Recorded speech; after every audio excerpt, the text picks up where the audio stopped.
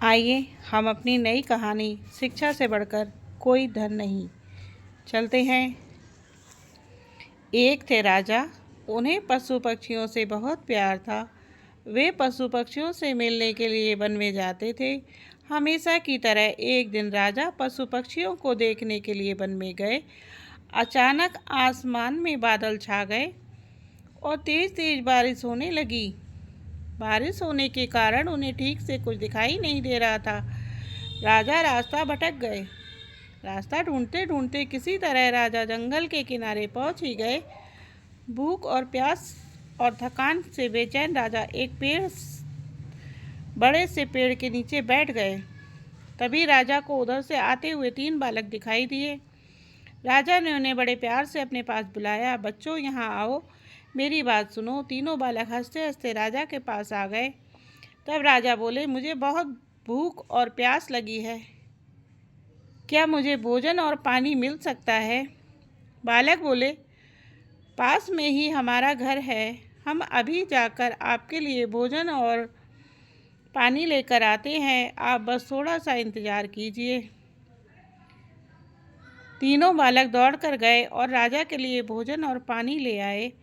राजा बालकों के व्यवहार से बहुत खुश हुए। वे बोले, प्यारे बच्चों, तुमने मेरी भूख और प्यास मिटाई है। मैं तुम तीनों बालकों को इनाम के रूप में कुछ देना चाहता हूँ। बताओ, तुम बालकों को क्या चाहिए? थोड़ी देर सोचने के बाद एक बालक बोला, महाराज, क्या आप मुझे एक बड़ा सा बंगला और गाड़ी दे सकते हैं?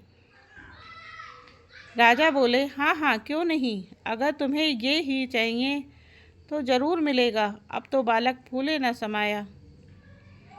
दूसरे बालक भी उछलते हुए बोला, मैं भी बहुत गरीब हूँ, मुझे धन चाहिए जिससे मैं भी अच्छा अच्छा खा सकूँ, अच्छे अच्छे कपड़े पहन सकूँ और खूब मस्ती करूँ। राजा मुस्कुराकर बोले, ठीक है बेटा, मैं तुम्हें खूब सारा धन दूंगा।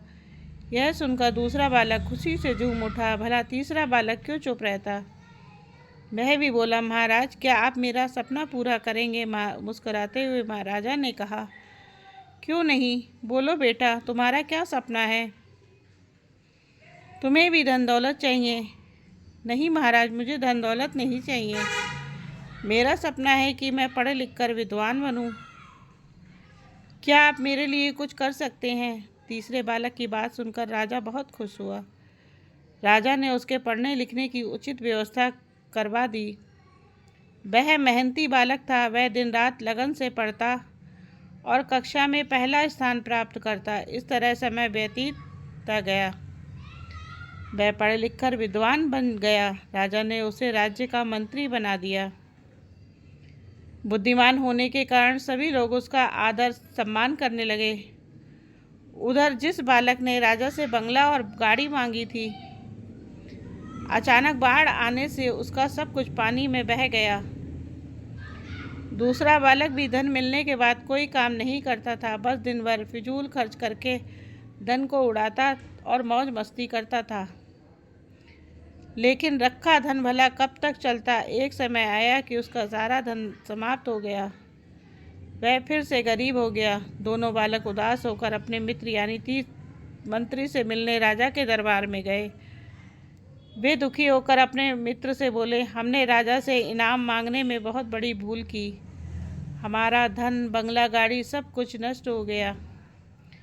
हमारे पास अब कुछ नहीं बचा है। मित्र ने समझाते हुए कहा, किसी के पास धन दौलत हमेशा नहीं रहता। धन तो आता जाता रहता है, सिर्फ शिक्षा है जो हमेशा हमारे पास रहती है। धन से नहीं बल्कि शिक्षा से ही हम धनवान बनते हैं। दोनों बालकों को अपनी गलती पर पछतावा हुआ। उन्होंने तय किया कि हम भी मेहनत और लगन से पढ़ाई करेंगे और अपने जीवन को सुखी बनाएंगे। तो इस कहानी से हम सबको यह सीख मिलती है, किसी के पास धन दौलत हमेशा नहीं रहता। धन तो आता जाता रहता है, सिर्फ शिक्षा है जो हमेशा हमारे पास रहती है। शुक्रिया पढ़ने के लिए हमारी कहानी अगर आप सबको पसंद आए तो लाइक और सब्सक्राइब करिए।